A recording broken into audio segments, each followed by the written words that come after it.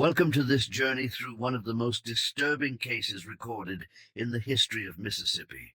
Before we begin, I invite you to leave in the comments where you're watching from and the exact time you're listening to this narration. We're interested to know which places and at what times of day or night these documented stories reach.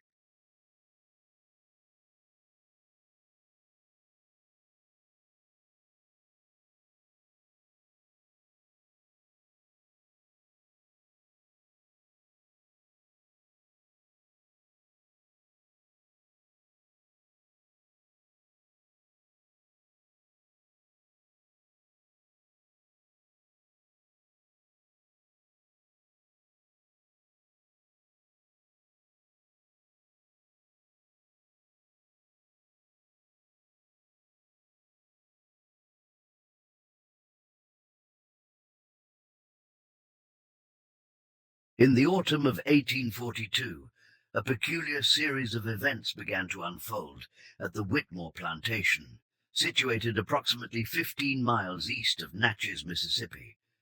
The plantation, known for its extensive cotton fields stretching across nearly 2,000 acres, had been in the Whitmore family for 3 generations.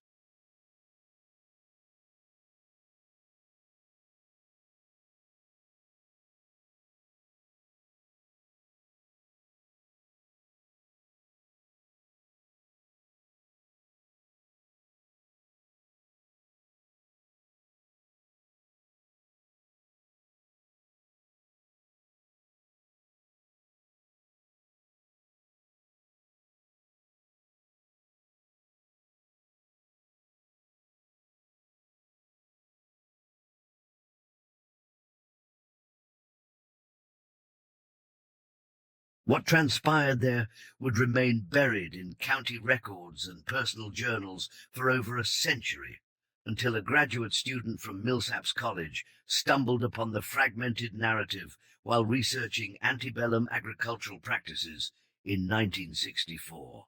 The Whitmore plantation was owned by Jonathan Whitmore, a widower of considerable wealth who lived with his only daughter, Margaret.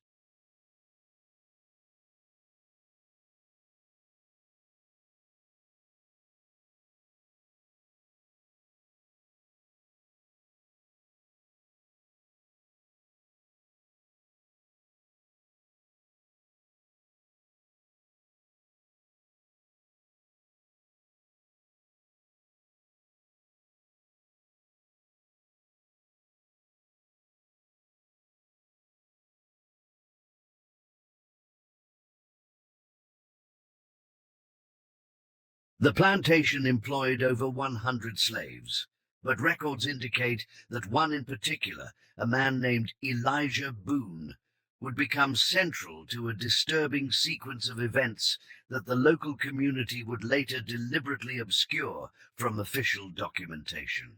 According to tax records from 1841, Elijah had been purchased at a slave auction in New Orleans for a sum considerably lower than market value.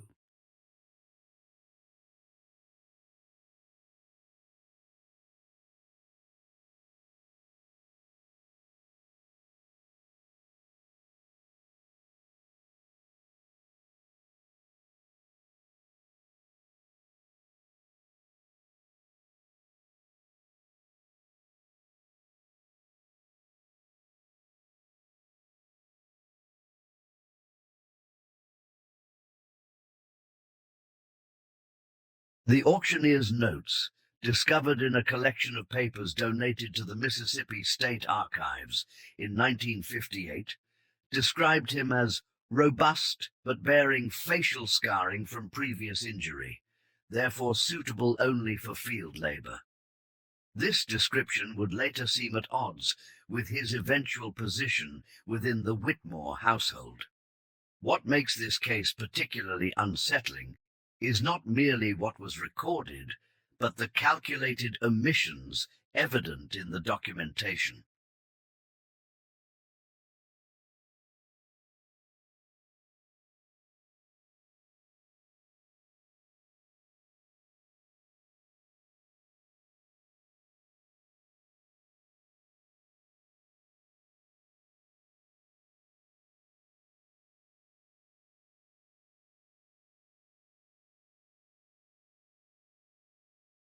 Gaps in the plantation's record-keeping between October 1842 and March 1843 suggest a deliberate attempt to conceal something that had occurred during that period. It was not until the discovery of Margaret Whitmore's private journal in the attic of the former overseer's house in 1959 that fragments of the truth began to emerge.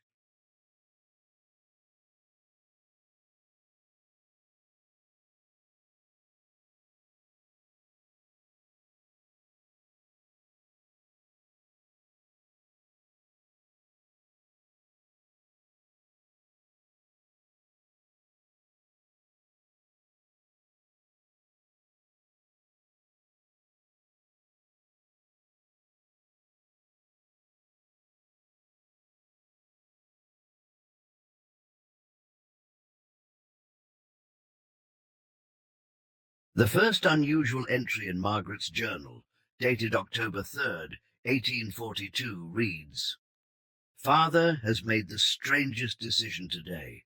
He has moved the field hand with the scarred face into the main house to serve as his personal attendant. The other house servants whisper their displeasure. I find myself watching this man's movements with uncomfortable attention.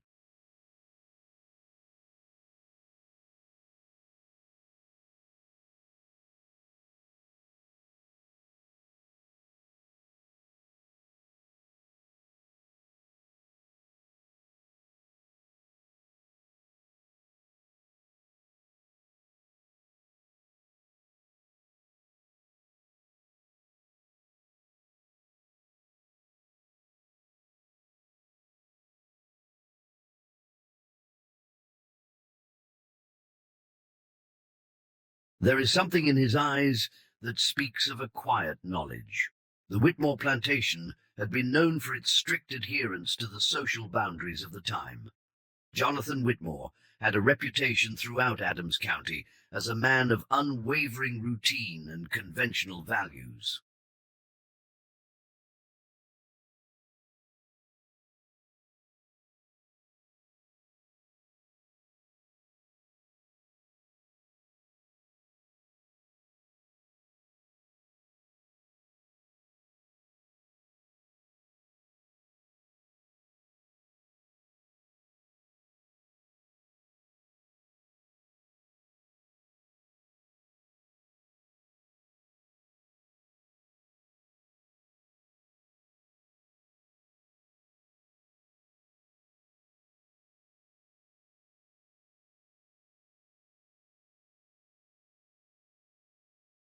His sudden decision to elevate a field slave to the position of personal attendant was noted not only in his daughter's journal, but also in a letter written by neighboring plantation owner William Hargrove, who remarked, "Jonathan appears to have developed peculiar notions regarding household management that have raised eyebrows among our mutual acquaintances." Margaret Whitmore was 24 years old in 1842. Unmarried despite her father's considerable fortune.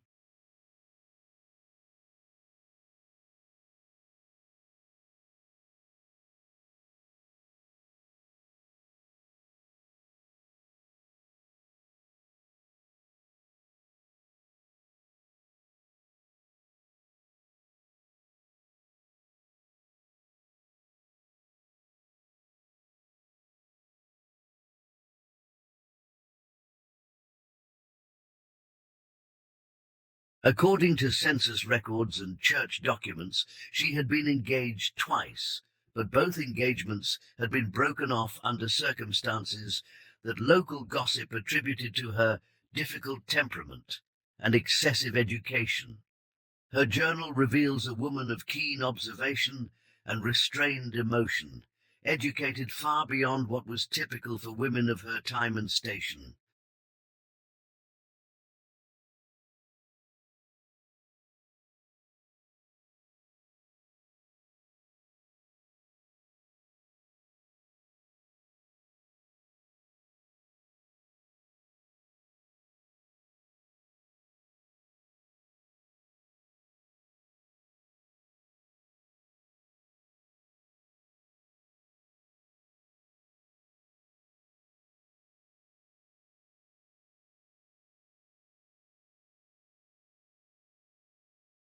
The household staff at the Whitmore plantation consisted of 8 slaves who maintained the main house and attended to the family's personal needs. The introduction of Elijah Boone to this carefully structured environment appears to have created immediate tension.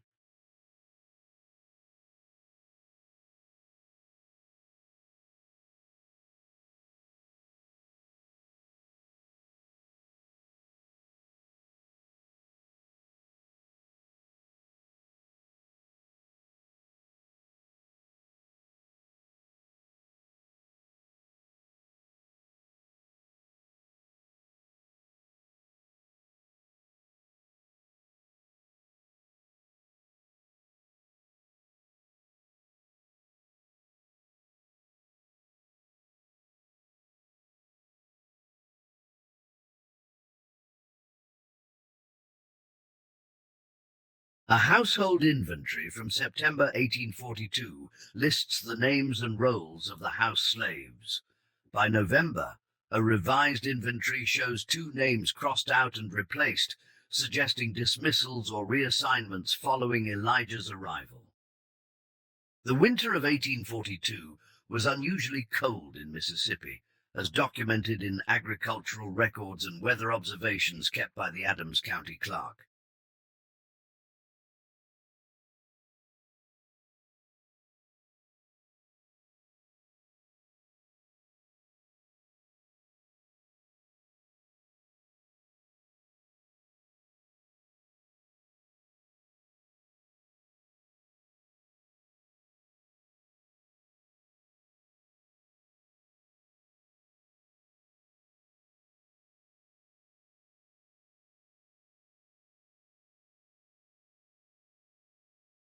The isolation of the plantation, already significant due to its location, was intensified by several weeks of heavy rainfall that made the roads nearly impassable. It was during this period of heightened isolation that the dynamic within the Whitmore household appears to have shifted dramatically. Margaret's journal entries become increasingly focused on the presence of Elijah in the house. On November 12th, she wrote, "I cannot understand what Father sees in him."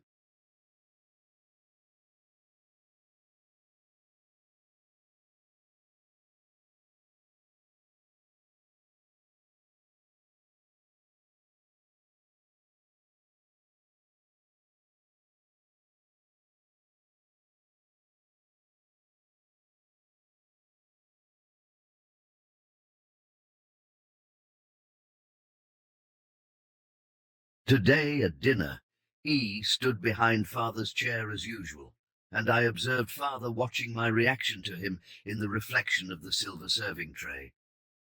When our eyes met in that distorted reflection, Father smiled in a way I have never seen before. I excused myself before dessert was served. By December, the journal entries suggest a growing fixation by Jonathan Whitmore on his new house slave.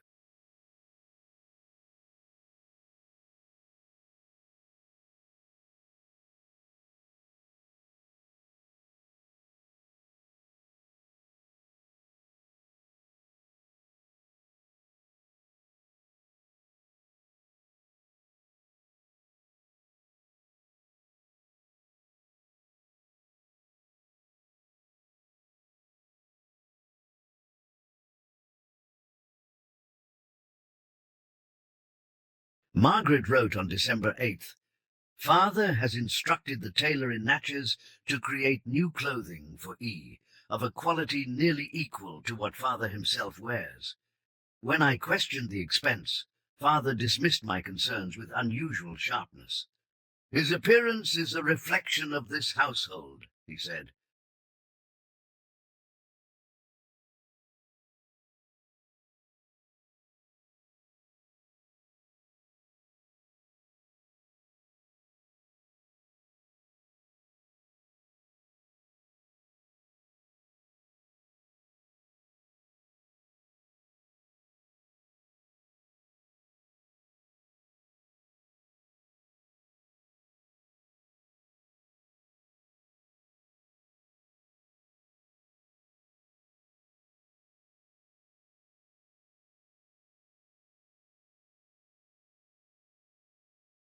I will not have him looking like common field labour. Yet it is the scar that draws the eye, no matter how fine the clothing. The scar that Margaret repeatedly references appears to have been significant, though descriptions vary.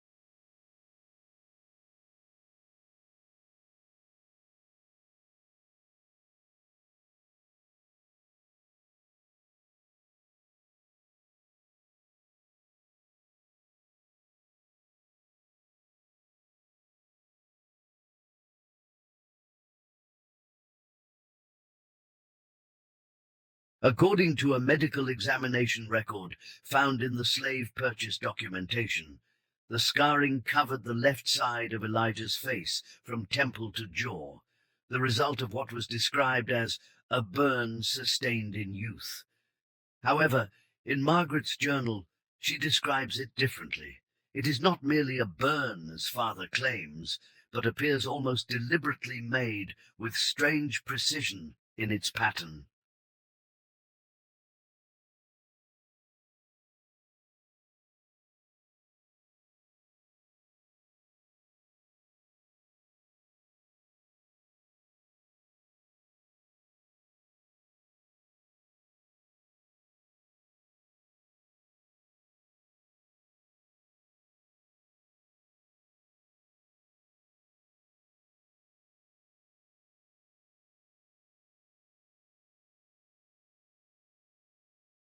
When he thinks no one is watching, he touches it with his fingertips in a manner that suggests remembrance rather than discomfort.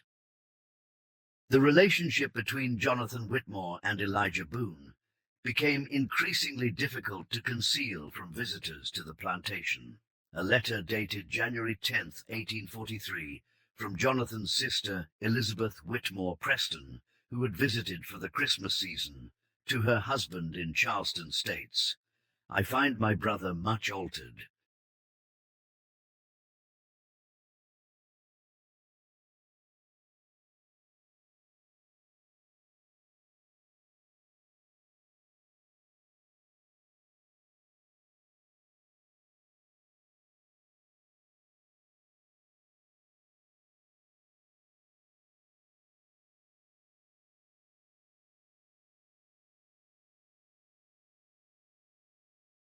His preoccupation with one of his slaves borders on impropriety. He speaks to the man as one might address an equal, and I observed him on multiple occasions deep in private conversation with this individual in his study with the doors closed. When I inquired about the nature of these discussions, Jonathan became evasive in a manner wholly uncharacteristic of his normally forthright nature. Margaret's journal entries from January suggest a household in quiet turmoil.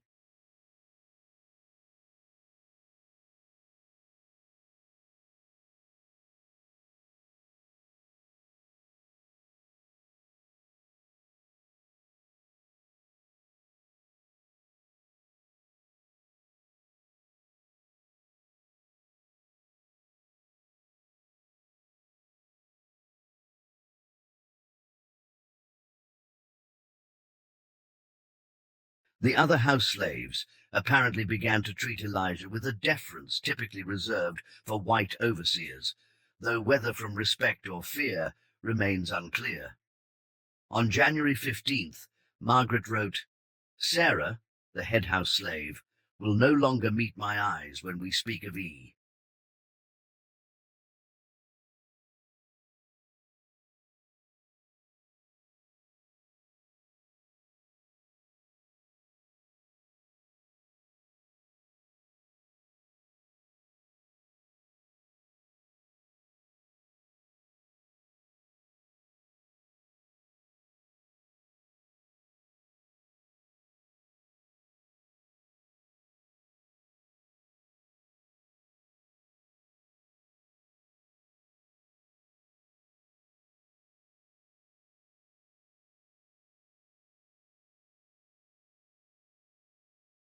When I asked her directly what she knew of him before he came to us, she trembled visibly and said only, "Some say he brings changes wherever he goes, Miss Margaret."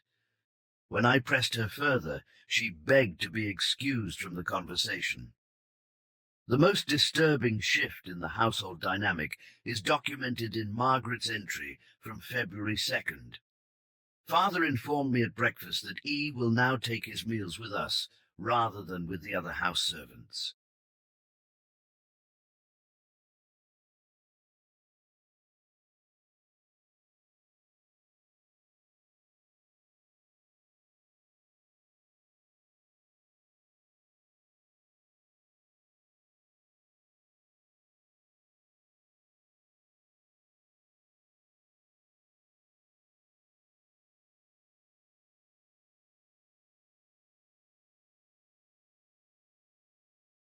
When I protested, Father struck the table with such force that the china rattled. "He is different," Father insisted. "You would understand if you took the time to speak with him as I have."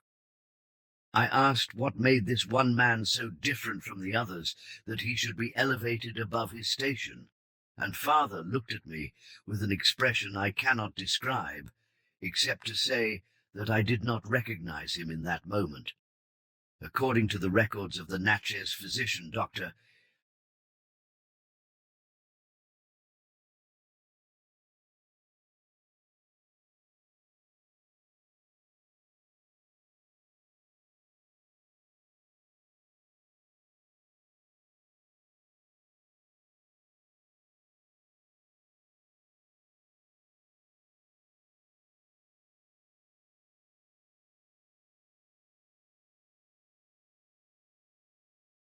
James Merrill. He was called to the Whitmore plantation on February 12th to attend to Jonathan Whitmore, who was suffering from insomnia and nervous agitation.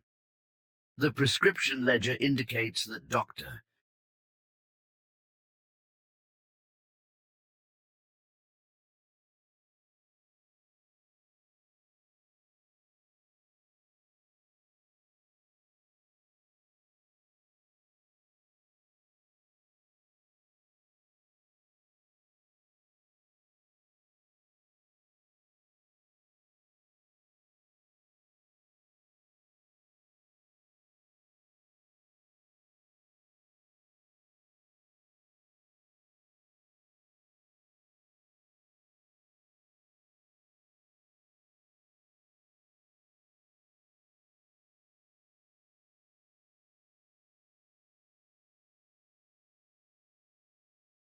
Merrill prescribed a laudanum tincture and advised rest and removal of any domestic disturbances that might be aggravating his condition.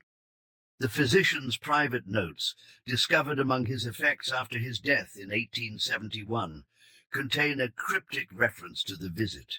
J.W. exhibits signs of a mind under unusual strain, speaks often of transformation and destiny.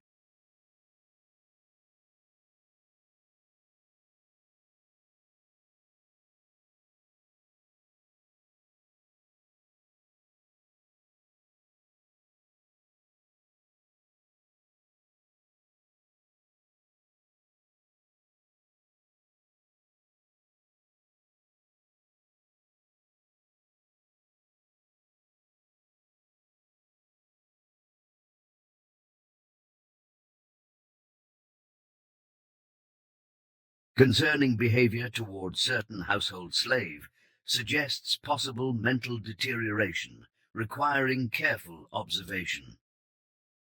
The escalation continued through February, with Margaret documenting increasing amounts of time her father spent alone with Elijah. "Father has given E access to his private library," she wrote on February 20th. "I discovered them yesterday afternoon, seated across from one another at Father's desk, a book of ancient history open between them. E.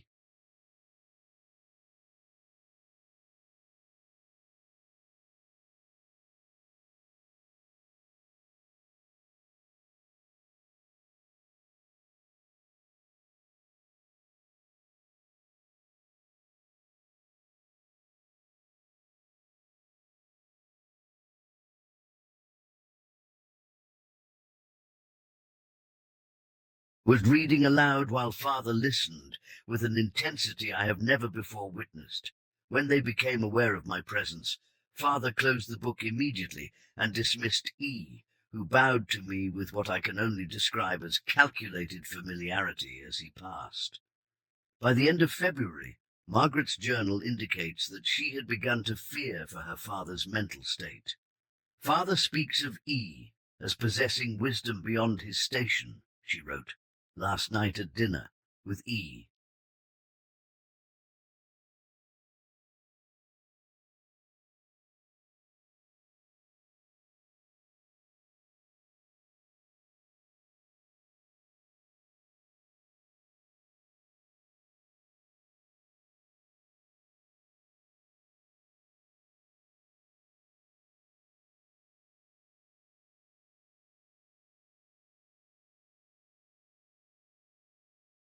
Seated at the table with us for the third time this week, father declared that we are blind to the truth of human capacity, that the divisions between men are artificial constructs.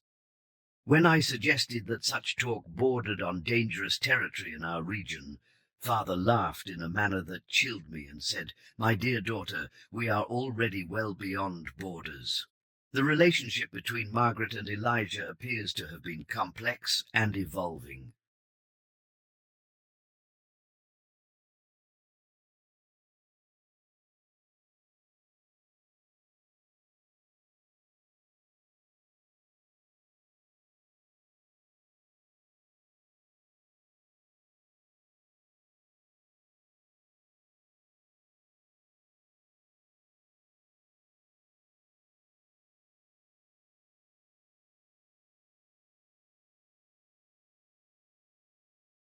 Initial entries suggest fear and resentment, but by early March there is a subtle shift in tone.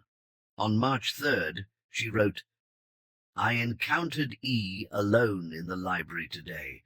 Rather than leaving as the others would, he remained, asking if I required assistance finding a particular volume.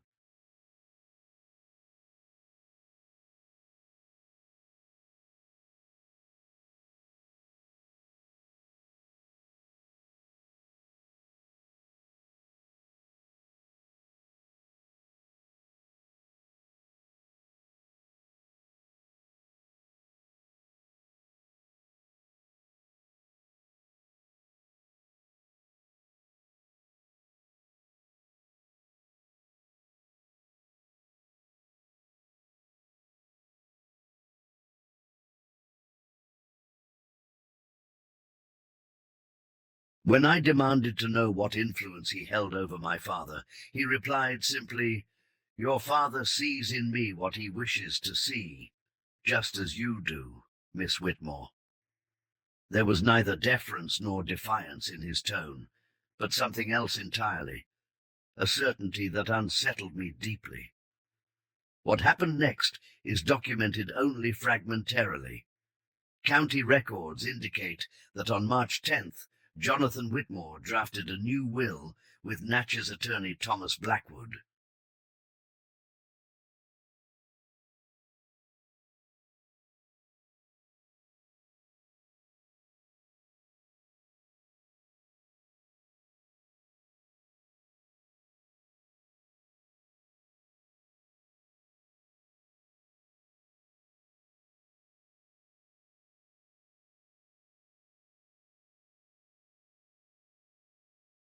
The contents of this will were sealed by court order in 1844 and remained so until 1962, when the seal expired.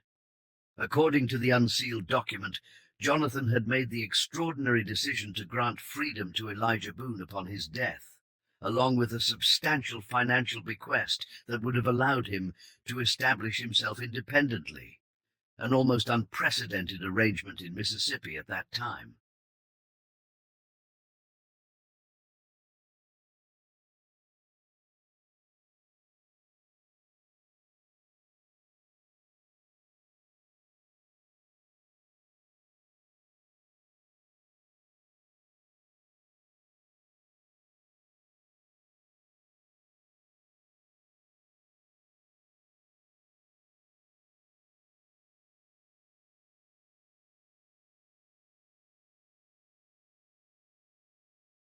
3 days after the creation of this will, Jonathan Whitmore was found dead in his study. The official cause of death was recorded as apoplexy, a common diagnosis for sudden death in that era. However, Dr. Merrill's personal medical journal, which was not made public until decades later, noted, "Called to the Whitmore plantation upon the death of J.W. daughter, claims he was in perfect health previous evening."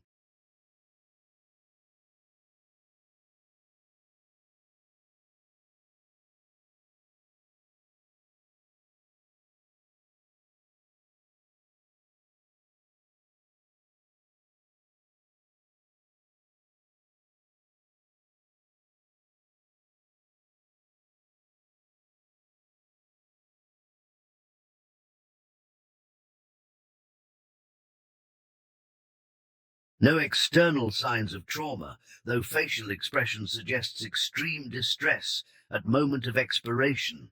Unusual marks on the neck, possibly consistent with pressure application, but family declines further examination, insisting on immediate burial.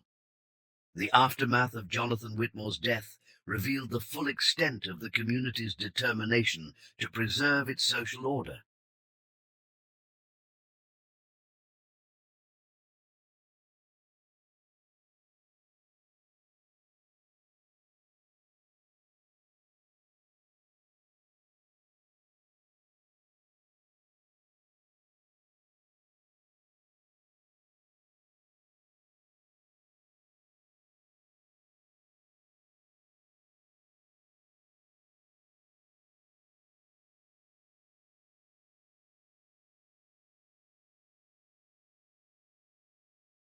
Despite the legally binding will, court records show that Judge William Monroe, a close friend of the Whitmore family, ruled the document invalid on the grounds that Jonathan had been of unsound mind when it was drafted.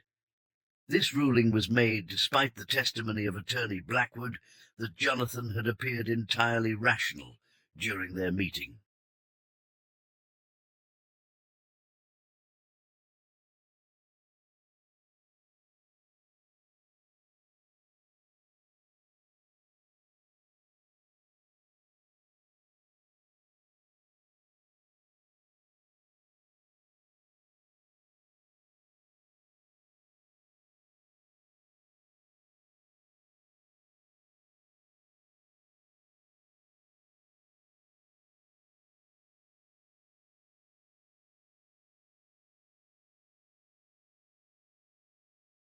Margaret's journal entries following her father's death are sparse and carefully worded, suggesting an awareness that her private thoughts might eventually become public.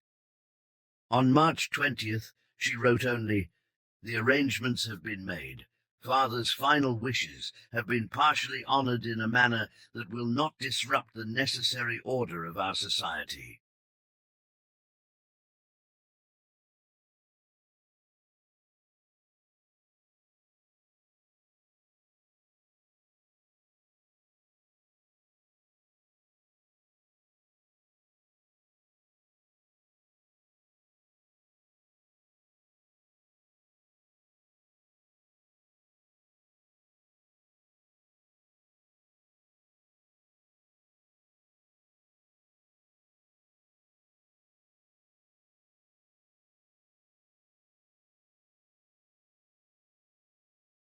"I have done what was required of me." According to plantation records, Elijah Boone was sold on March 25th to a plantation owner in Louisiana. The sale price was recorded as significantly below market value. There is no further record of Elijah Boone in any known historical document from that region, suggesting either a name change, an undocumented death, or possibly escape to a non-slave state or territory. Margaret Whitmore never married.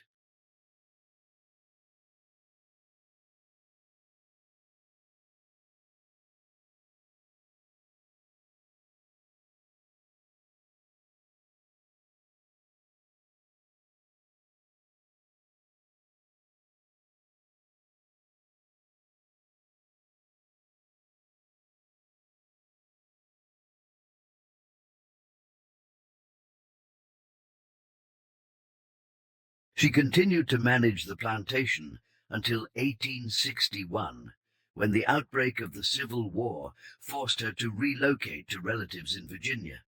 The plantation house was burned during the war, and with it, presumably, many documents that might have shed additional light on the events of 1842 and 1843.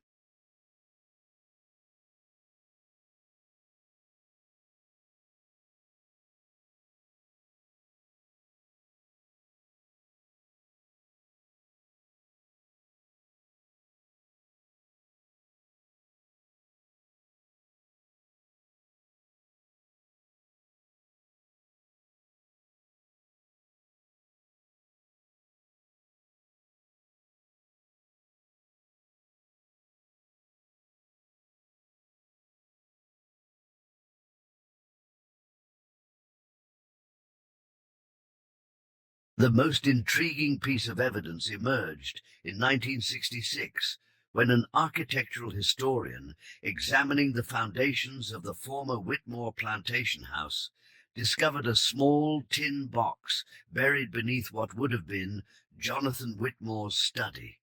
Inside was a miniature portrait, water-damaged but still discernible, showing a black man in formal attire.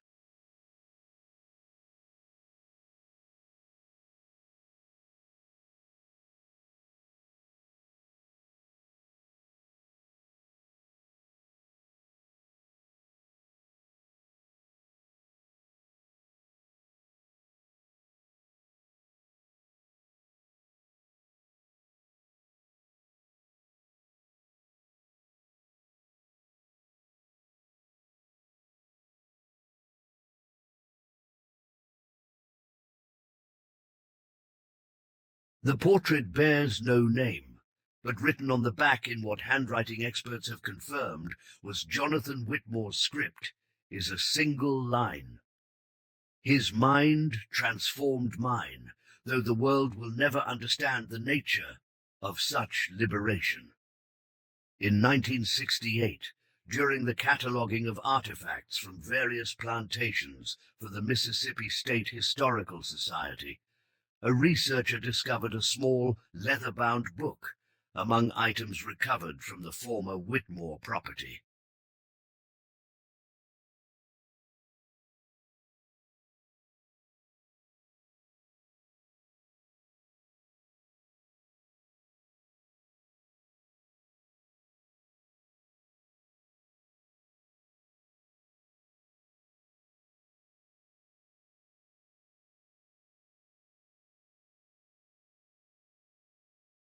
The book contained what appeared to be philosophical writings, with passages in two distinct handwriting styles, engaged in a form of written dialogue. Experts have confirmed one of the handwriting samples as matching Jonathan Whitmore's known script. The identity of the second writer remains officially unconfirmed, though speculation naturally centers on Elijah Boone, which would indicate a level of literacy that would have been deliberately concealed during that era.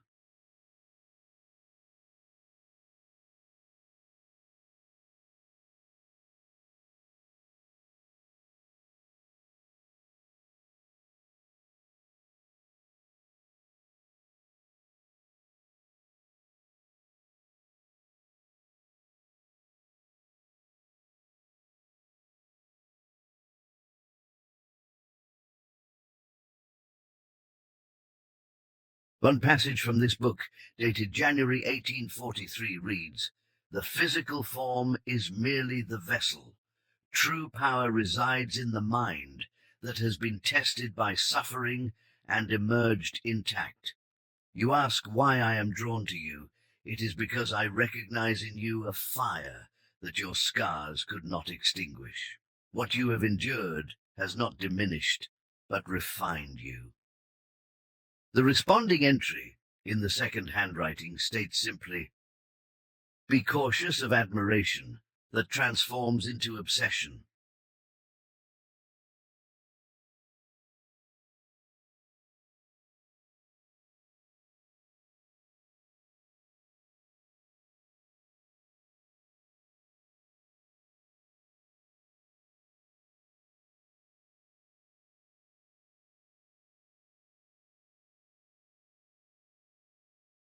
What you seek in me is perhaps merely a reflection of what you wish to find in yourself.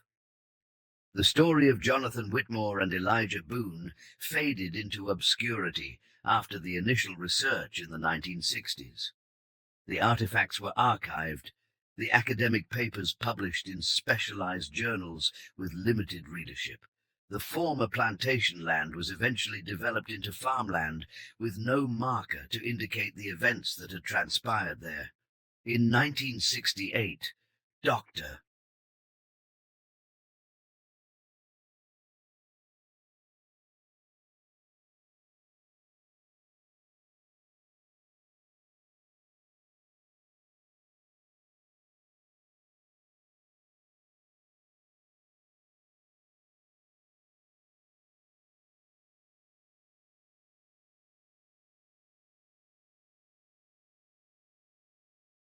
Helen Mercer, the researcher who had uncovered the leather-bound book of philosophical exchanges, was preparing a comprehensive paper on the relationship between Jonathan and Elijah when she reportedly abandoned the project abruptly.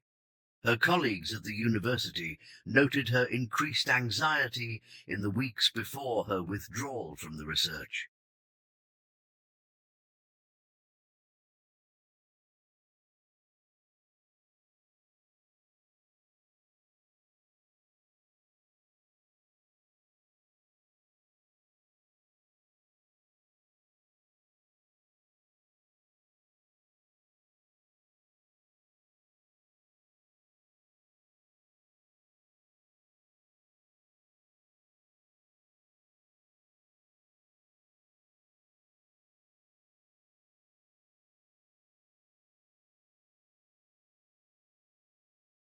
In her resignation letter to the department, she wrote only that some histories resist being fully illuminated, perhaps for reasons we should respect.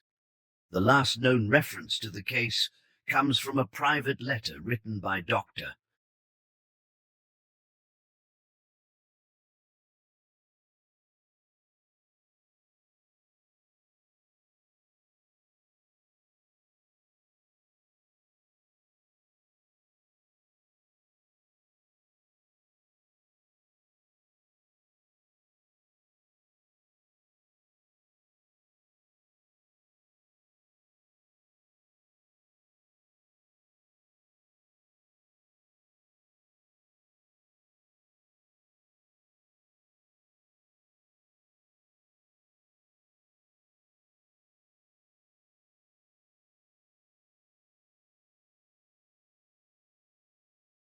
Mercer to a colleague in 1969, shortly before her relocation to another state.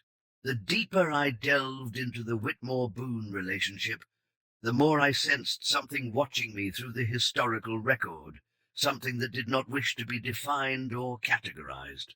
Perhaps Margaret Whitmore was right to obscure certain aspects of what transpired.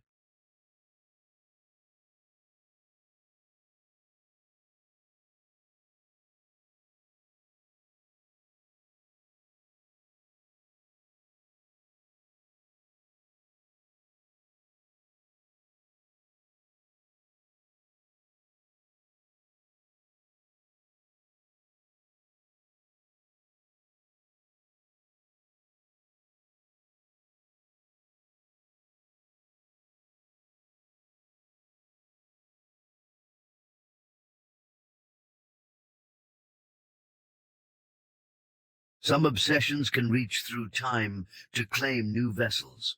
The historical records remain available in the Mississippi State Archives, catalogued but seldom accessed.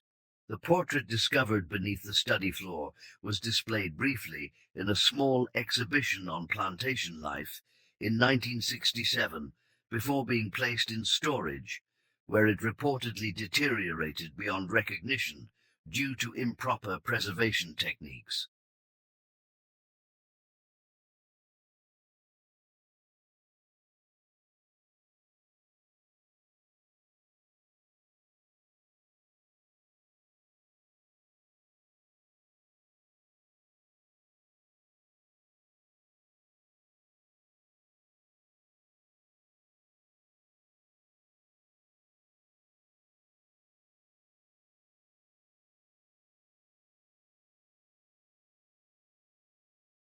What truly transpired between Jonathan Whitmore, his daughter Margaret, and the slave Elijah Boone? What words were exchanged in private conversations? What understandings or manipulations occurred? Can now only be speculated upon. The fragmentary evidence suggests a psychological entanglement that defied the strict social boundaries of the time, an obsession that perhaps led to death, and a story deliberately obscured by those who survived.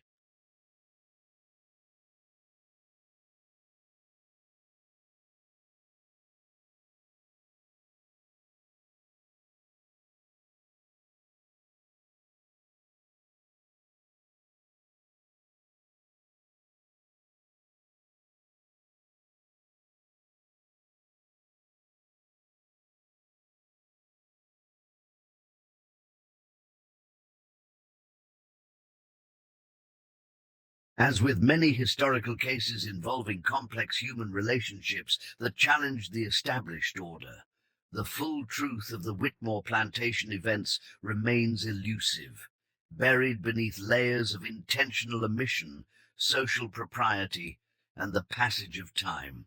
What emerges instead is the shadow of a psychological drama that played out in the isolation of a Mississippi plantation, where the lines between power and subjugation, fascination and fear became disturbingly blurred.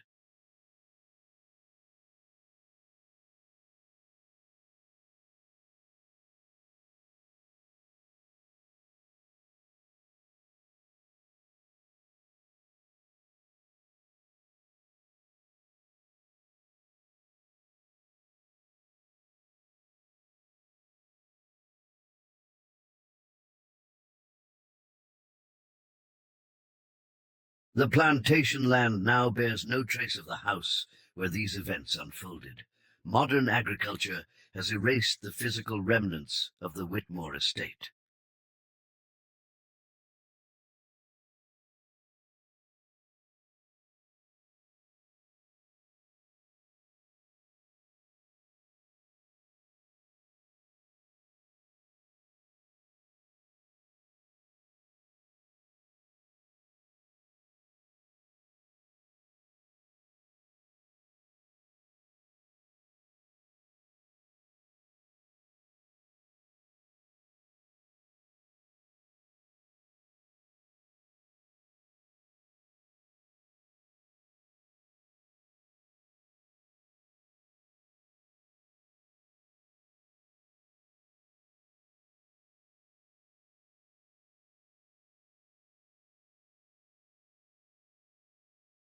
Yet in the archives, in the fragments of journals and letters and medical records, the echo of an unusual obsession remains, a reminder that beneath the structured surface of any society, currents of human complexity flow in directions that communities often choose not to acknowledge, preferring instead the comfort of strategic forgetting. And perhaps that strategic forgetting serves its purpose. Doctor,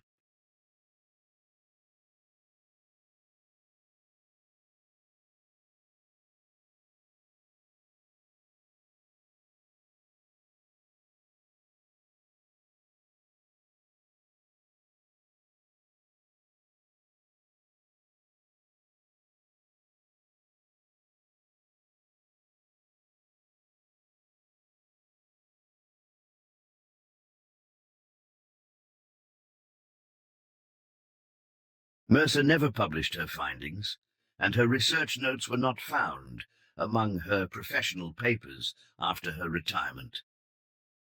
The last person known to have studied the philosophical dialogue book in depth reported experiencing vivid nightmares in which a scarred face watched from shadowed corners.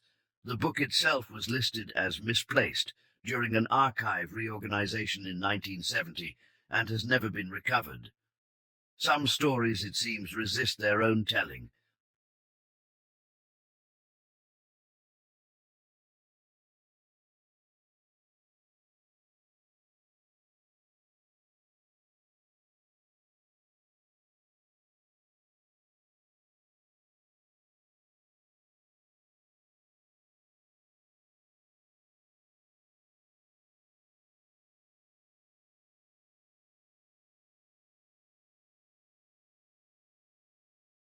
In 1953, a decade before Dr. Mercer's investigations began, a local historian named Frederick Danner had attempted to research the Whitmore family history for a book on prominent antebellum plantation owners.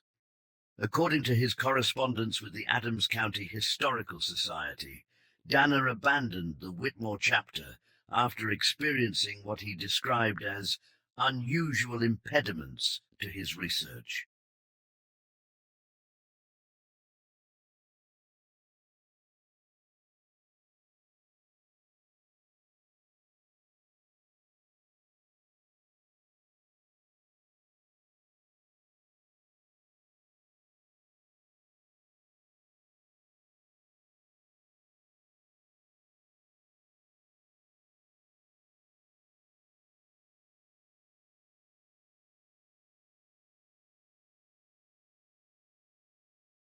Every time I make progress on the Whitmore material, he wrote, documents become misplaced, appointments are cancelled, and I have twice found my research notes rearranged overnight in my locked office. Danner's unfinished manuscript, discovered after his death in 1957, contains a curious footnote. Local oral tradition among the descendants of slaves from neighboring plantations includes references to the man whose face told two stories. This figure, presumably,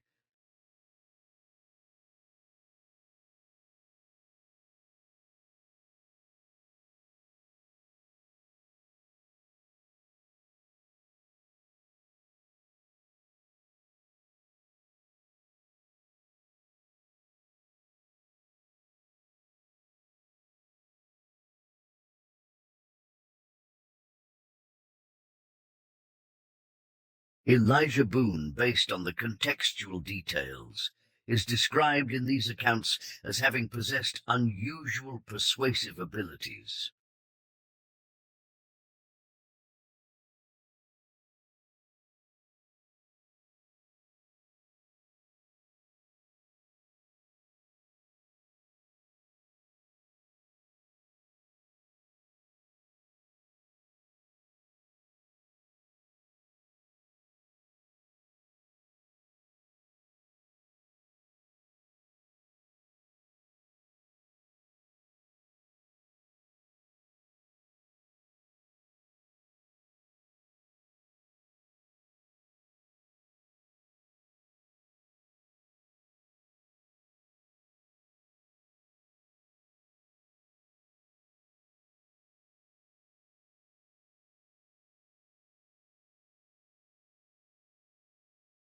Several accounts claim that looking directly at his scarred face for extended periods would cause listeners to become unusually receptive to his words.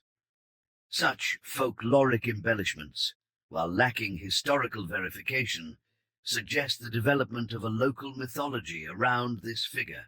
This folkloric element might be dismissed as mere superstition if not for several corroborating documents that emerged years later. In 1965, a collection of papers belonging to Dr.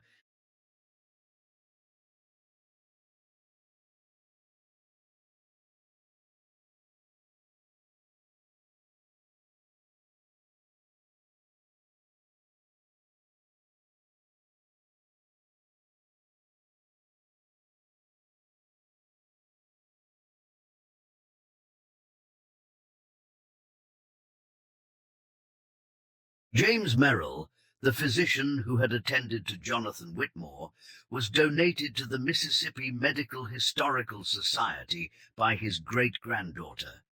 Among these papers was a personal diary in which Merrill documented his private thoughts about his patients.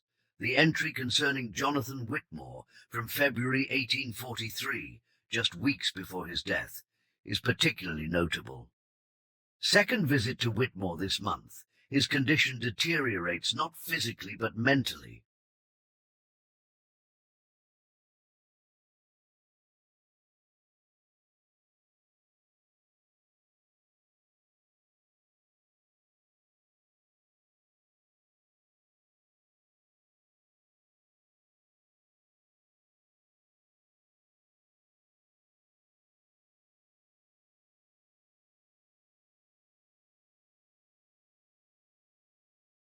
He spoke at length about his slave Elijah, attributing to him qualities and knowledge impossible for his station and background.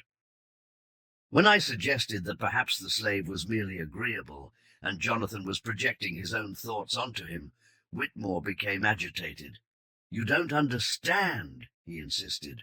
"When he speaks, particularly when the light catches his face in a certain way, I find myself agreeing with ideas I would have rejected outright before."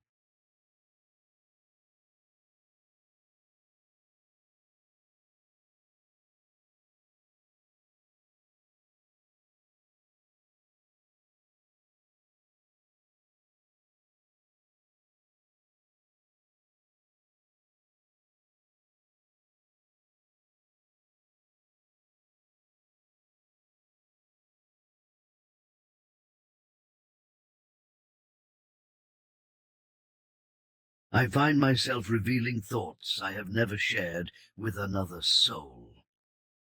I fear Jonathan suffers from a delusion regarding this slave, but the conviction with which he speaks is unsettling even to a man of science such as myself. Margaret Whitmore's journal, which had been the primary source for understanding the household dynamic, ends abruptly on April 2nd, 1843, with a cryptic entry. "It is done. The papers are signed."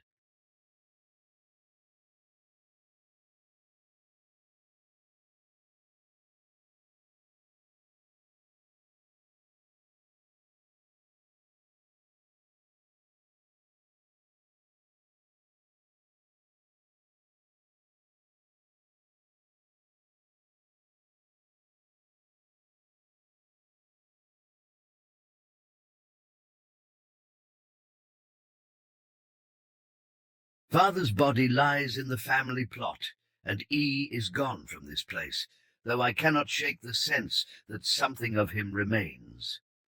Last night I dreamed that the scar on his face was not a scar at all, but a kind of writing in a language I almost understood. I awoke convinced that had I been able to read it, I would comprehend why father became so altered in his presence.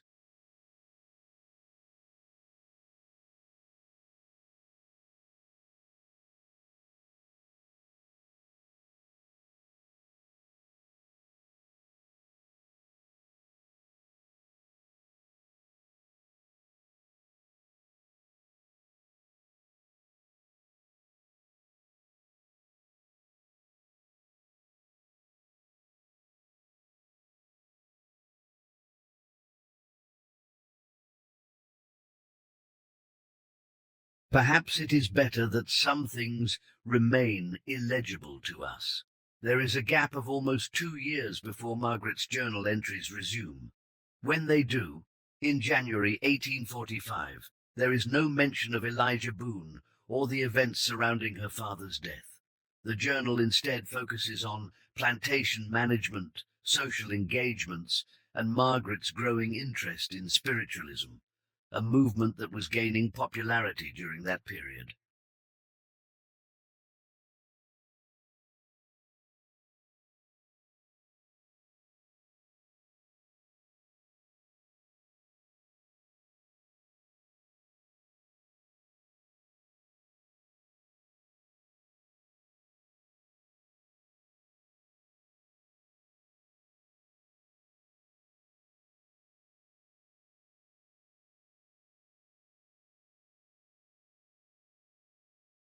Court records from Adams County provide some insight into the omitted period.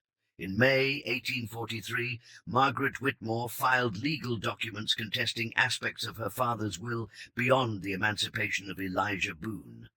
According to these records, Jonathan had also bequeathed a collection of books from his personal library to Elijah, books on philosophy, history, and natural science that would have been illegal for a slave to possess in Mississippi at that time.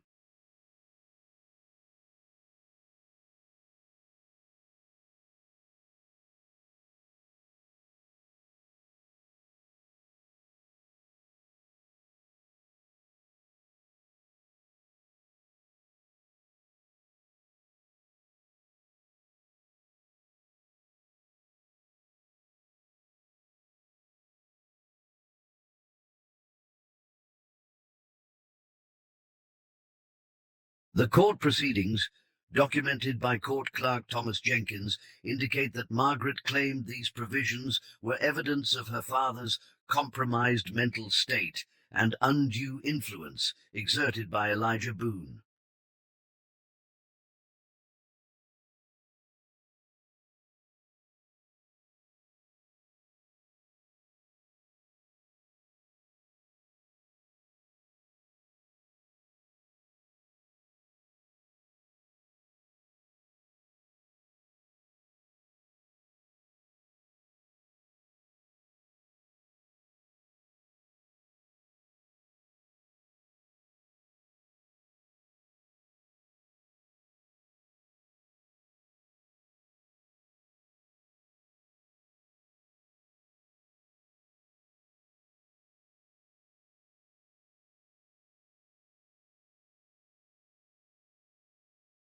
The presiding judge, William Monroe, ruled in Margaret's favour, noting in his decision, "It is abundantly clear that Jonathan Whitmore, a man previously known for his sound judgment and adherence to the natural order of our society, fell under some manner of delusion or manipulation in his final months.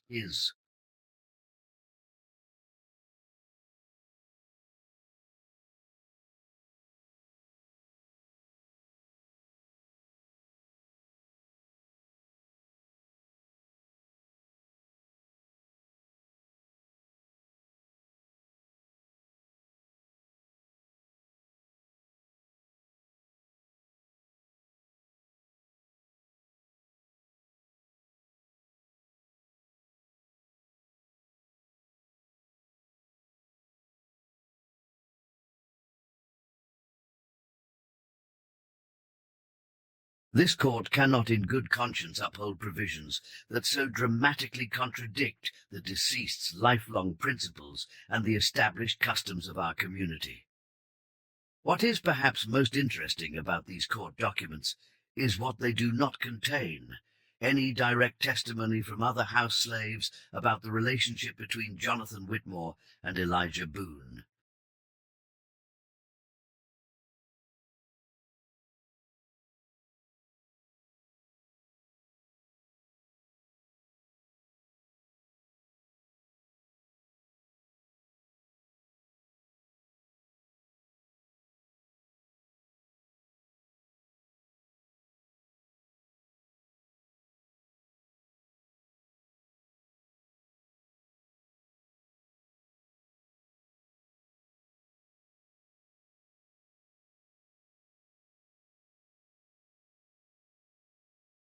The absence of such testimony, which would have been standard in cases involving suspected undue influence, suggests either that these witnesses were deliberately excluded or that their testimony was redacted from the official record.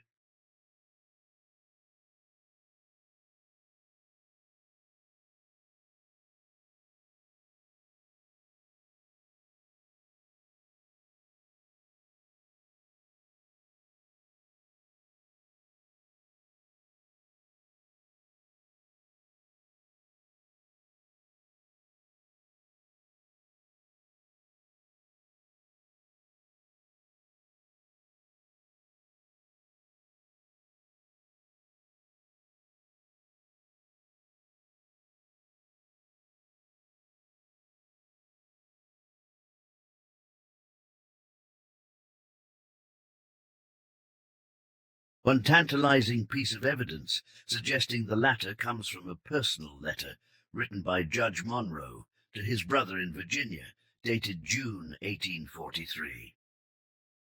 The Whitmore case has concluded as propriety demands, though I confess to being disturbed by the testimony of the house servants. If even half of what they described is accurate, something most unusual transpired in that household.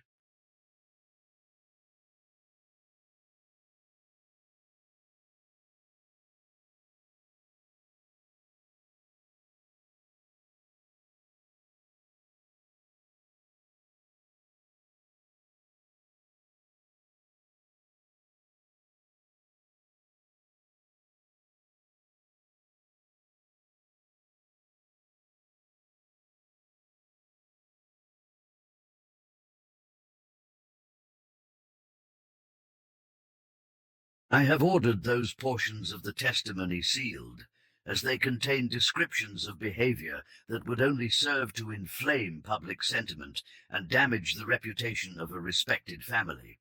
Some aspects of the human condition are best left unexplored in public discourse. The question of what happened to Elijah Boone after his sale to Louisiana remained unanswered until 1967, when a researcher examining slave purchase records from St.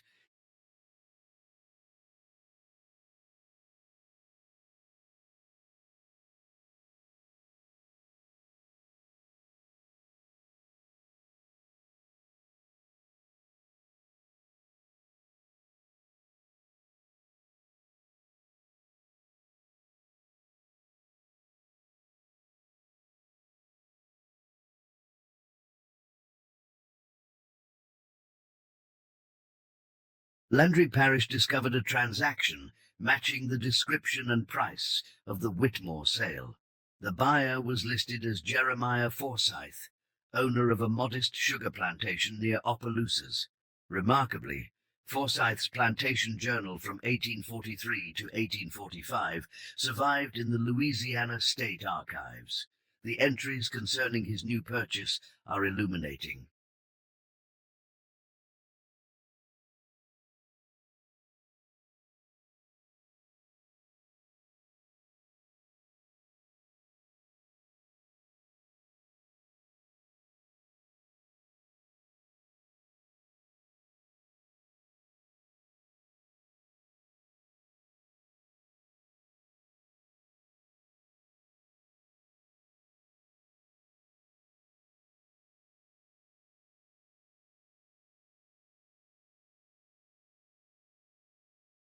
The first, dated April 1843, reads, "Acquired male slave from Mississippi, approximately 30 years of age, with distinctive facial scarring.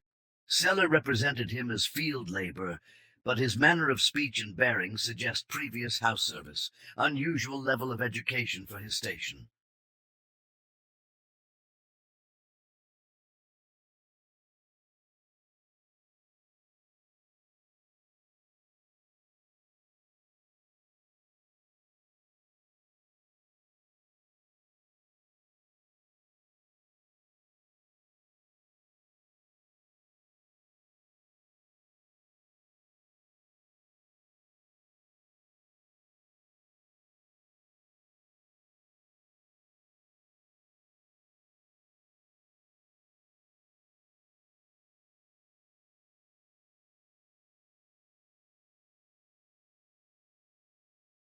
Will observe closely before assigning permanent duties. By June, Forsyth's journal indicates that Elijah, now renamed Joseph in the plantation records, had been assigned to household duties. The entry from June 12th notes, "Joseph has proven himself useful in managing correspondence and accounts. His mathematical abilities are remarkable for one of his race and presumed background. Mrs.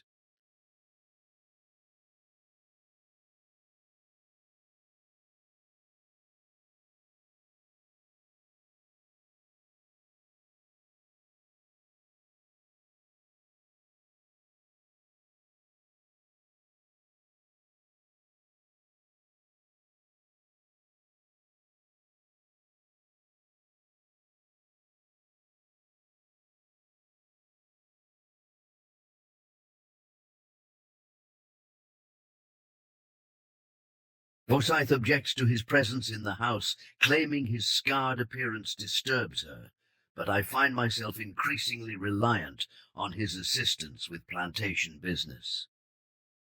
The progression in Forsyth's journal bears an unsettling resemblance to the pattern described in Margaret Whitmore's accounts. By September 1843, entries show Forsyth engaging Joseph in discussions about literature and philosophy. On September 23rd, he wrote, "Discovered J.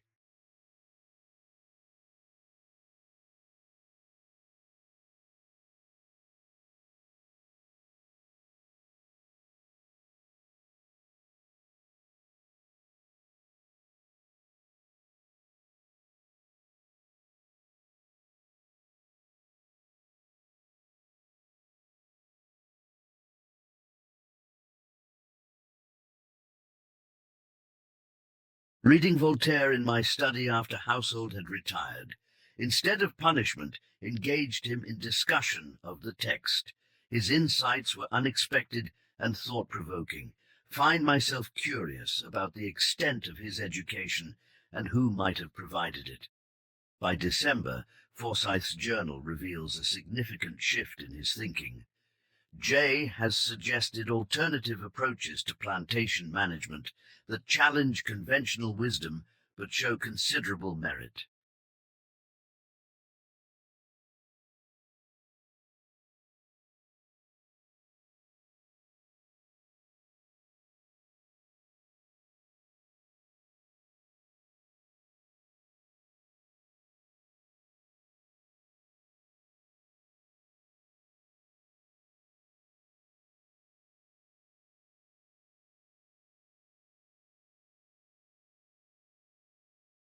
Have begun implementing changes to work schedules and field organization based on his recommendations. Overseer objects strenuously, but cannot argue with the results. Productivity increased 15% this month. The final entries concerning Joseph Elijah become increasingly preoccupied with his scar. On February 3rd, 1844, Forsyth wrote, asked Jay directly about the origin of his facial scarring.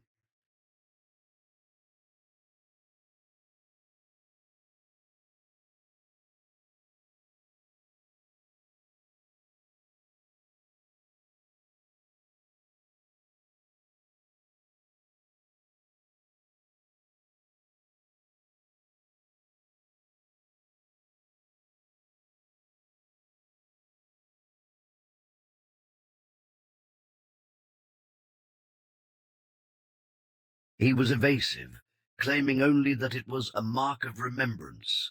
When pressed, he said something peculiar, that the scar spoke more eloquently than he ever could, and that those who truly listened to it learned things they had never considered.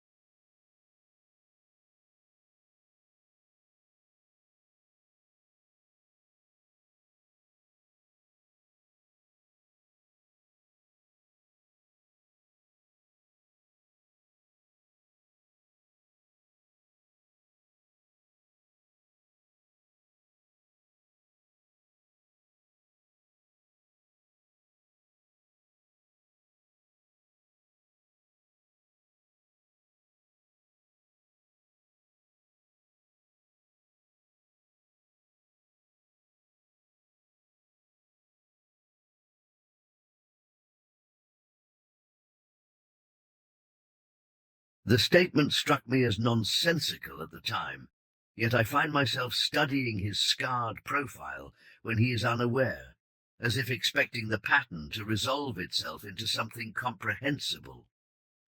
The last entry mentioning Joseph Elijah is dated March 8th, 1844. J.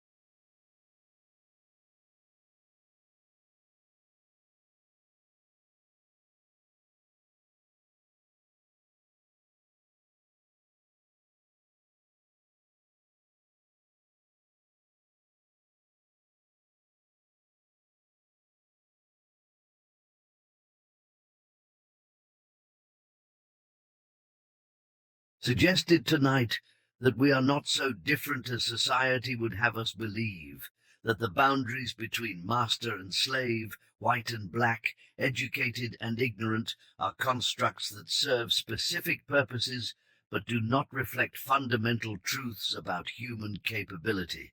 Found myself nodding in agreement before realizing the revolutionary nature of such thinking. Most disturbing was not the idea itself, but my unquestioning acceptance of it in the moment. Mrs.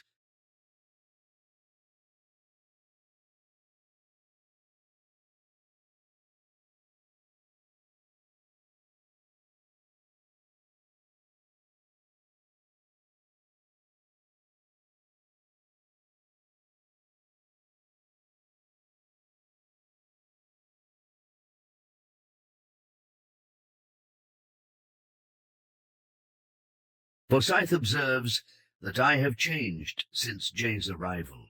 Perhaps she is right to be concerned. After this entry, there is no further mention of Joseph Elijah in Forsyth's journal. Parish records indicate that on March 15th, 1844, a fire broke out in the Forsyth Plantation house, destroying a portion of the east wing.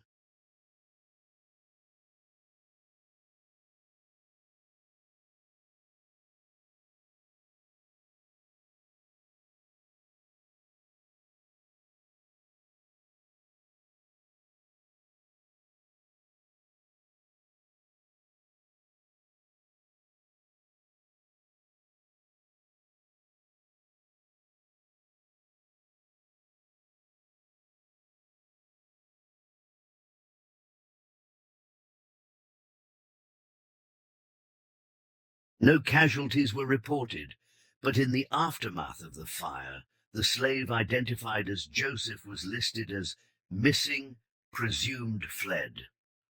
What makes this case particularly intriguing to historians is the subsequent career of Jeremiah Forsyth.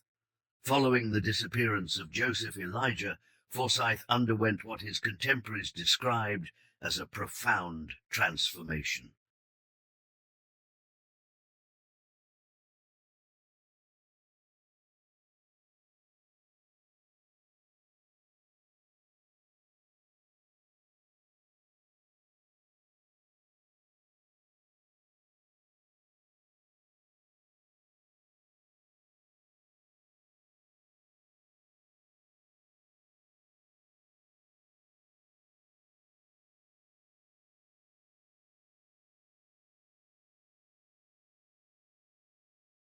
He gradually divested himself of his slaves between 1844 and 1847, transitioning to paid labor well before such practices became common in Louisiana. By 1850, he had become an outspoken critic of the institution of slavery, publishing anonymous pamphlets arguing for gradual emancipation on both moral and economic grounds.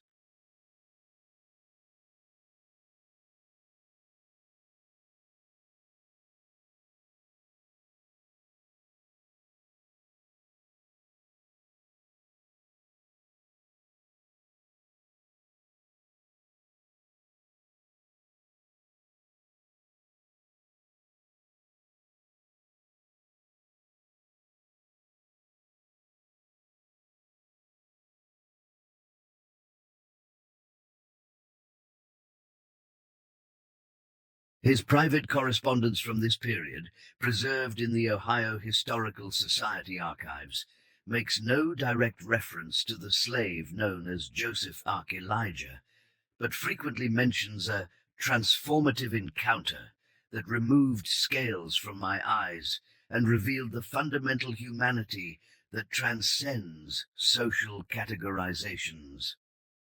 The parallel between Jonathan Whitmore and Jeremiah Forsyth, two plantation owners whose worldviews apparently shifted dramatically following close contact with the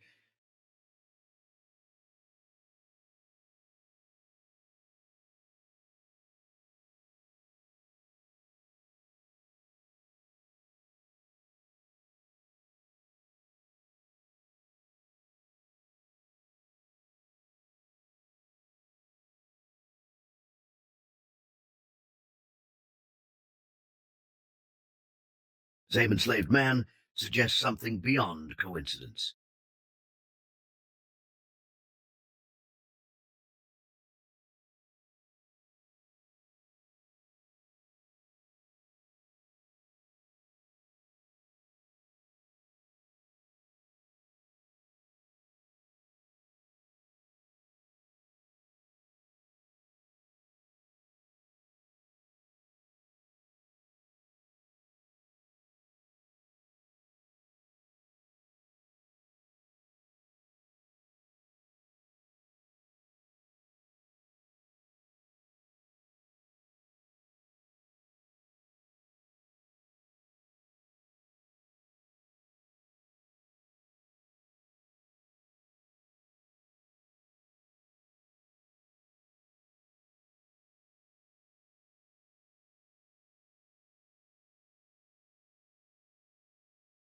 In 1853, Forsyth sold his plantation and relocated to Cincinnati, Ohio, where he became affiliated with abolitionist circles.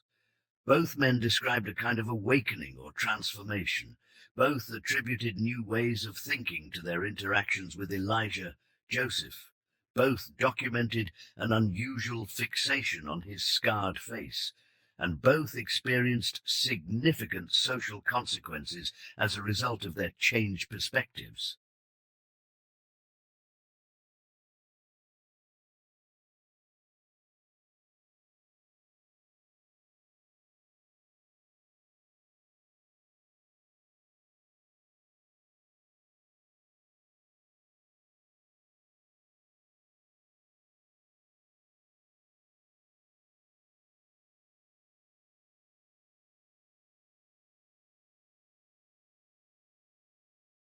The historical record goes cold after Elijah Joseph's disappearance from the Forsyth plantation.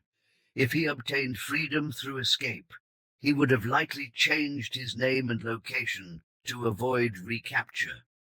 The distinctive facial scarring described in multiple documents would have made him easily identifiable, necessitating either disguise or relocation to an area where his appearance would not be connected to plantation escape notices.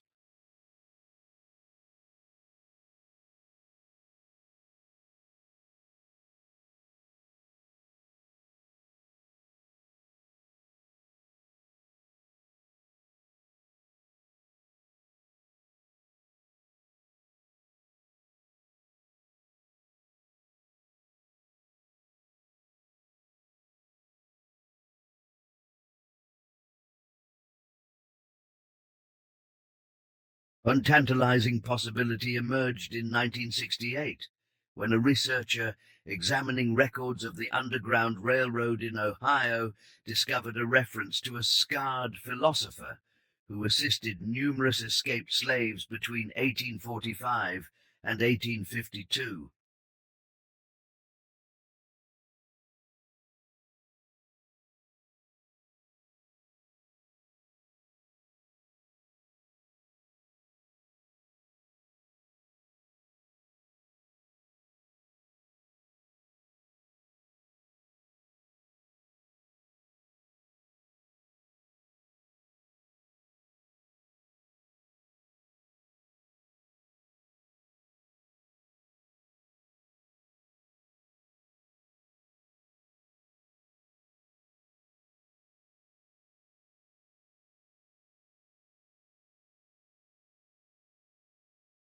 This individual, identified only as Brother Eli in the coded communications typical of Underground Railroad operations, was described as marked by fire, but speaking with such persuasive wisdom that even those most opposed to our cause find their minds changed after lengthy conversation with him.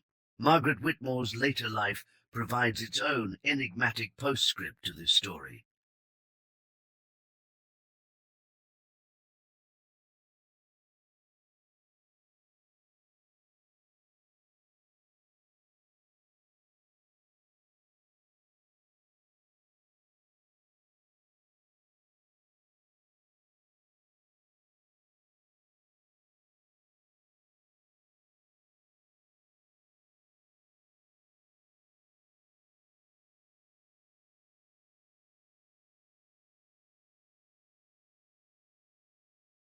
After relocating to Virginia during the Civil War, she established herself in Richmond society as a woman of independent means and unconventional ideas.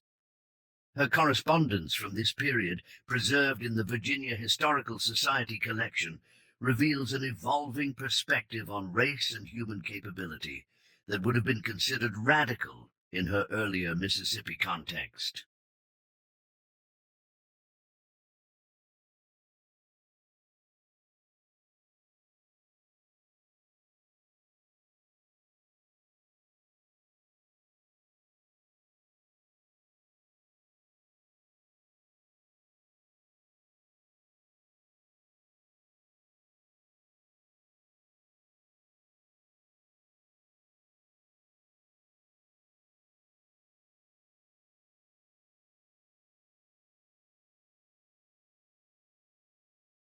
In a letter to a close friend, dated October 1865, months after the war's conclusion, she wrote, "The great transformation of our society, though arrived at through bloodshed rather than reason, perhaps offers the opportunity to examine truths that some of us glimpsed years ago, but lacked the courage to embrace fully."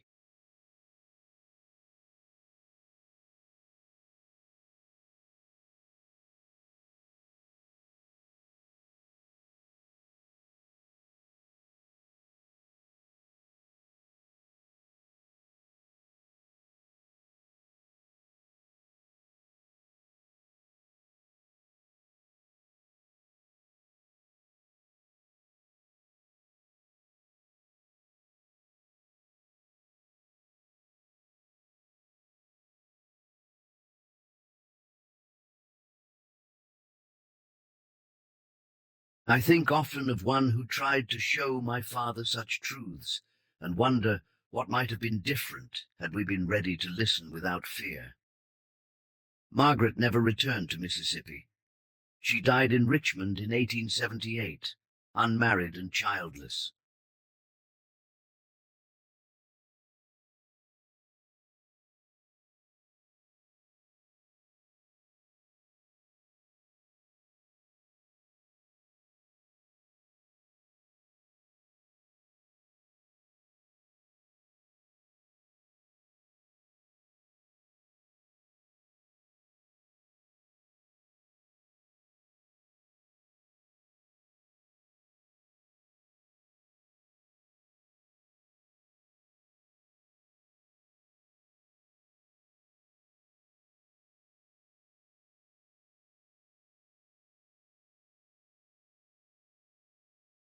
Her will contained an unusual provision.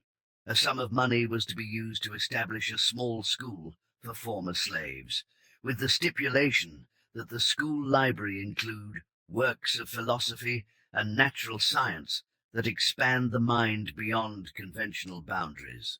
The school operated until 1893, when funding issues forced its closure.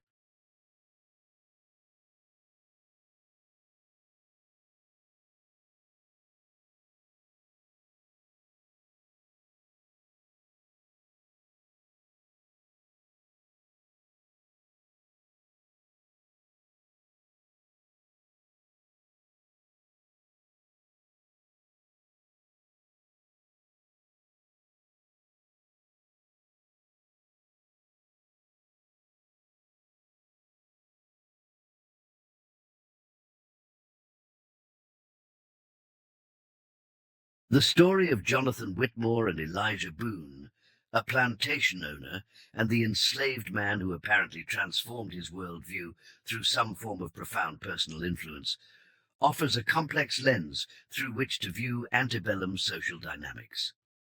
Beyond the documented historical facts lies the more elusive question of personal influence and psychological transformation.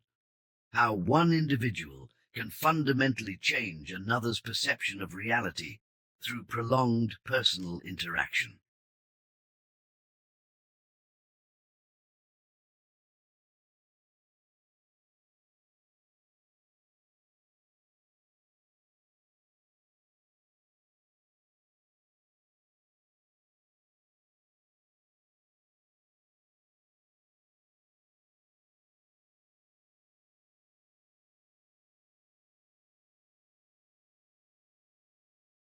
The fixation on Elijah's scarred face, mentioned repeatedly in multiple historical documents, suggests a physical feature that became invested with psychological or even symbolic significance by those who encountered him.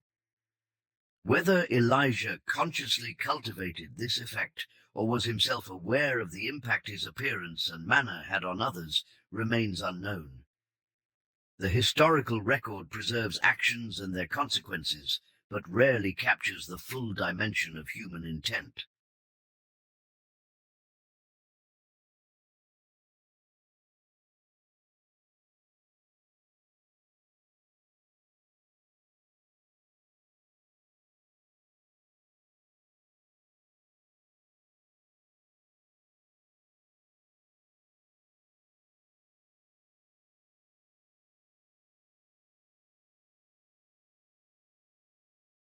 What is clear from the documentary evidence is that something unusual transpired on the Whitmore plantation in 1842 and 1843, something that a community found sufficiently disturbing to actively suppress in official records.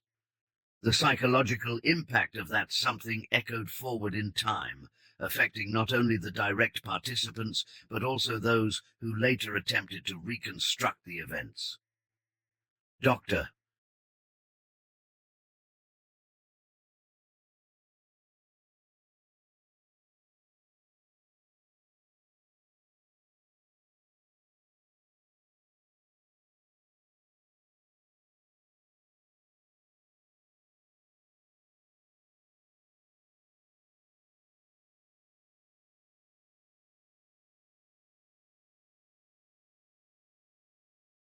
Helen Mercer was not the only researcher to abandon study of the Whitmore-Boone case.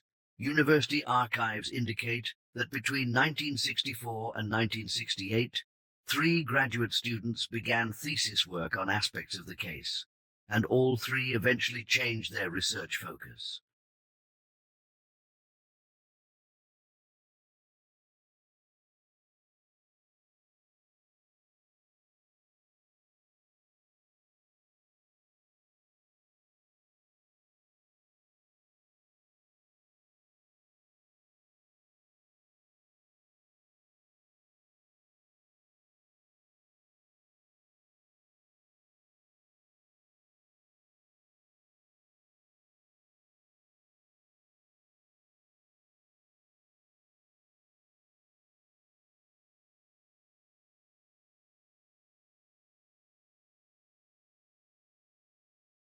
One student's advisor noted in a department memo that his advisee had developed an unhealthy obsession with determining the exact nature and appearance of Elijah Boone's facial scarring to the detriment of scholarly objectivity. In 1967, a historical painter commissioned to create a portrait of Jonathan Whitmore for a collection of notable Mississippi plantation owners reportedly became fixated on including Elijah Boone in the background of the painting, despite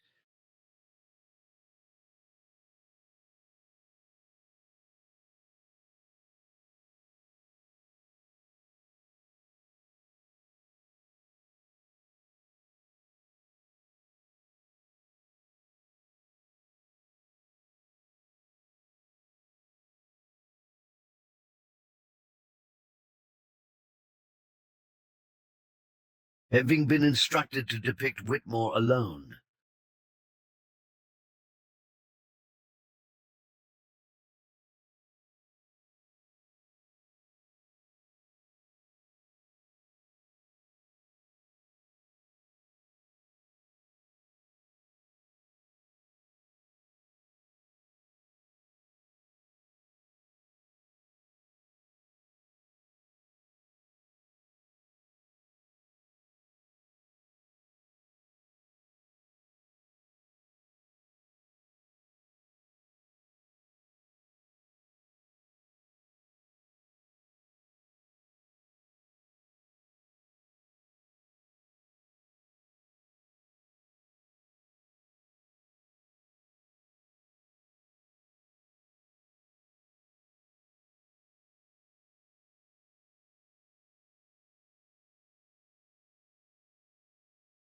According to correspondence between the artist and the commission committee, the artist claimed to have had vivid dreams in which a scarred face appeared with such clarity that I feel compelled to record it, as if completing an important historical document rather than merely creating art.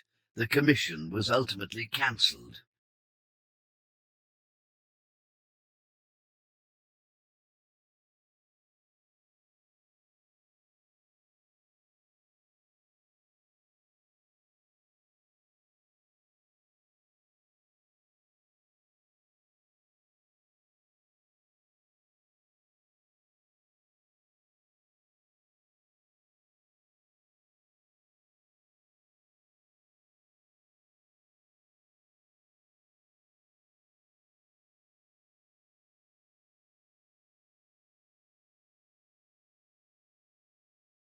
The final known interaction with the physical evidence of the case occurred in 1969, when the leather-bound book of philosophical dialogues was briefly located during archive reorganization. The archivist who processed the item, Eleanor Simmons, included an unusual note in her cataloguing report. Book contains handwritten exchanges between two individuals, presumably J. Whitmore and E. Boone.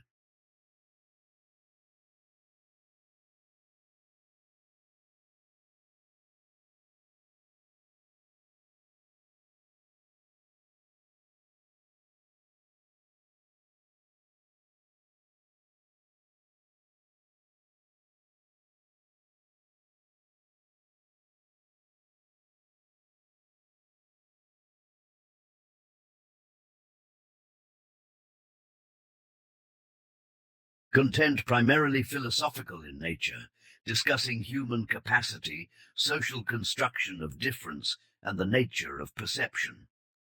While processing this item, experienced strange sensation that text was changing slightly between readings, with certain passages appearing to respond to my own thoughts about the material.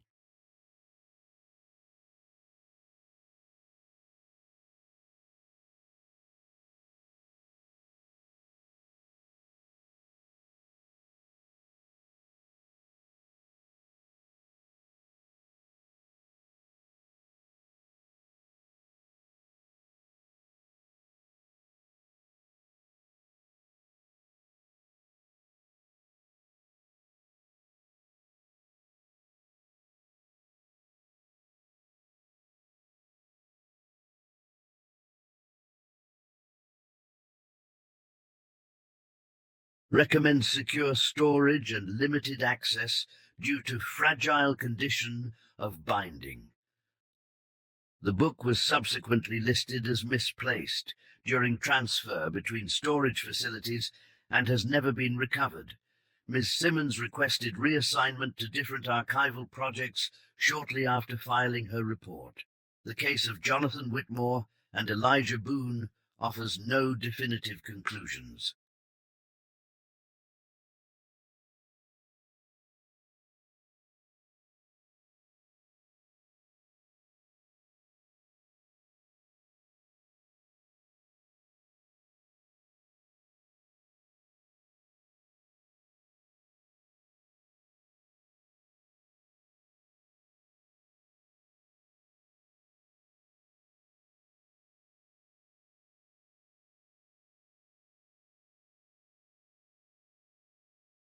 What remains is a historical echo of an unusual human relationship that defied the rigid social categories of its time. A relationship apparently characterized by intellectual exchange, psychological influence, and a form of obsession that contemporary observers found difficult to categorize or explain.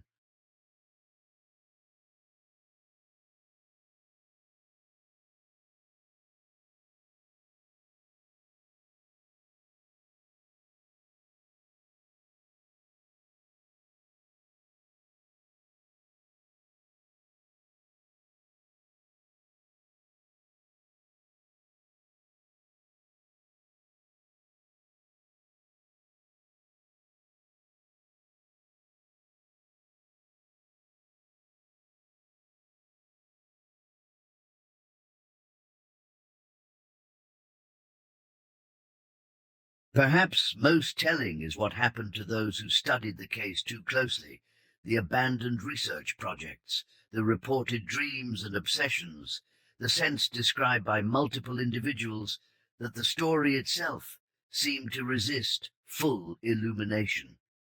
This pattern suggests something beyond ordinary historical investigation, as if the psychological dynamics that affected the original participants somehow extended to those who later attempted to understand them.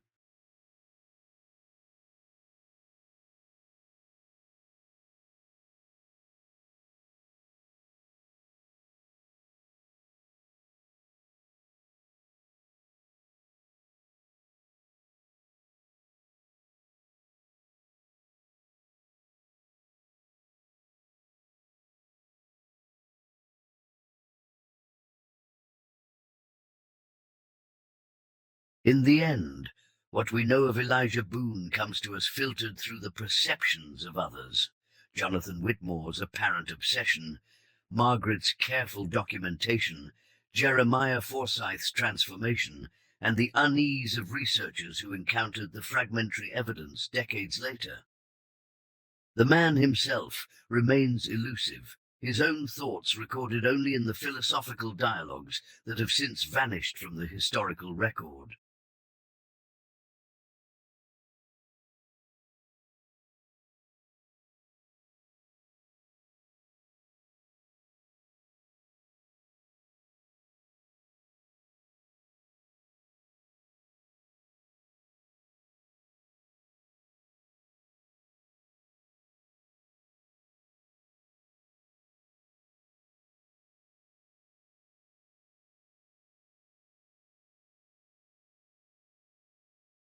What power did he possess, intellectual, psychological, or otherwise, that could apparently transform the worldview of educated white men in positions of absolute authority over him?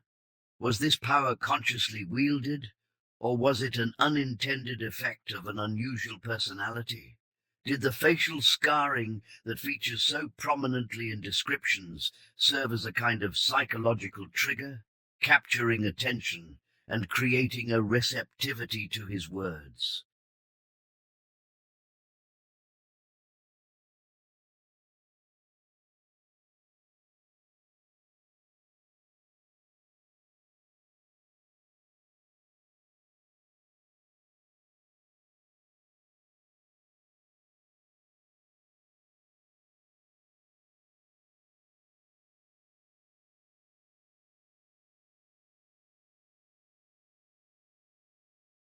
Or was the obsessive focus on his scar merely a way for observers to externalize and objectify an influence they could not otherwise explain?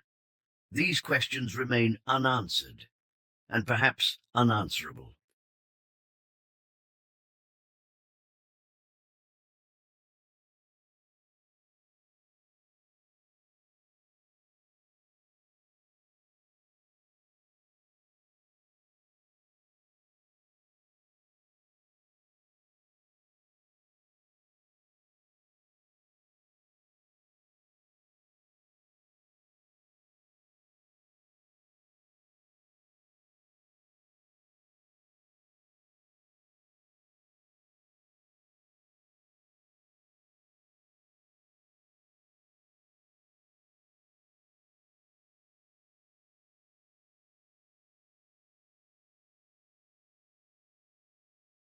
What is clear is that beneath the documented history of American slavery, a history typically framed in terms of absolute power and resistance to that power, there existed complex human relationships that sometimes defied conventional categorization, relationships in which the lines of influence ran in unexpected directions. The Whitmore plantation no longer exists.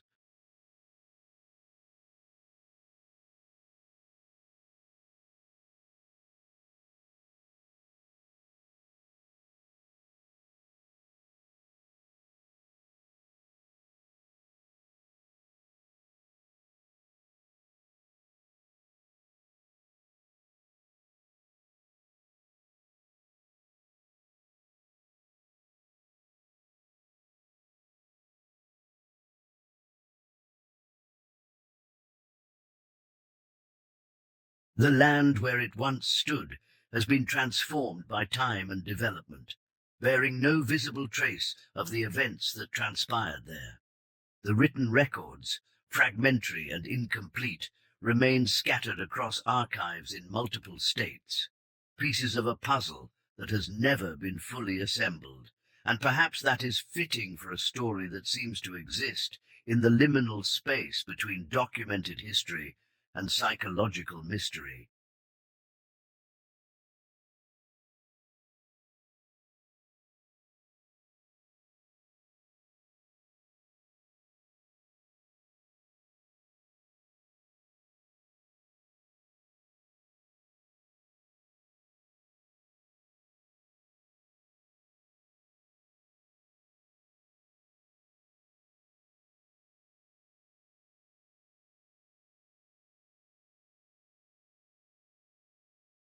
Those who encounter this case are left with the unsettling suggestion that some forms of human influence transcend the social structures designed to contain them.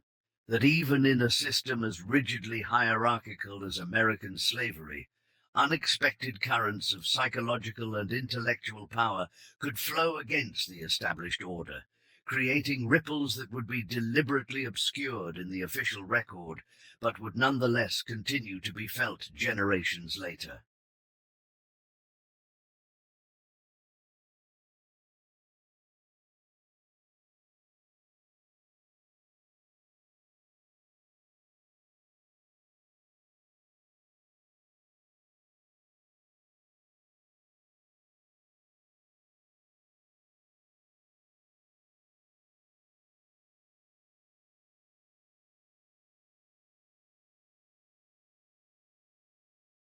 In a final, strange postscript to this story, the Mississippi State Archives reported in 1968 that a visitor researching unrelated plantation records requested to see any available information on Elijah Boone.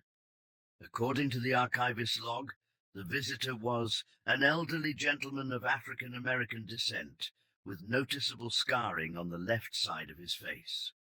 When the archivist returned with the available files, the visitor had left without explanation.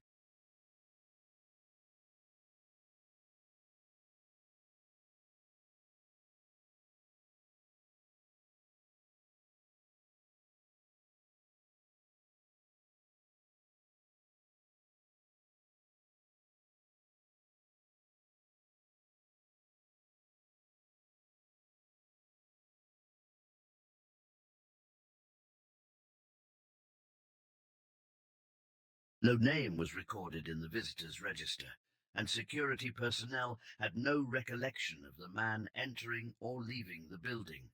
Some stories, it seems, never truly end. They merely recede from view, waiting for the next person who will attempt to follow their elusive trail through the fragments of the historical record, perhaps only to discover that in seeking to understand the past, they have themselves become part of its continuing pattern.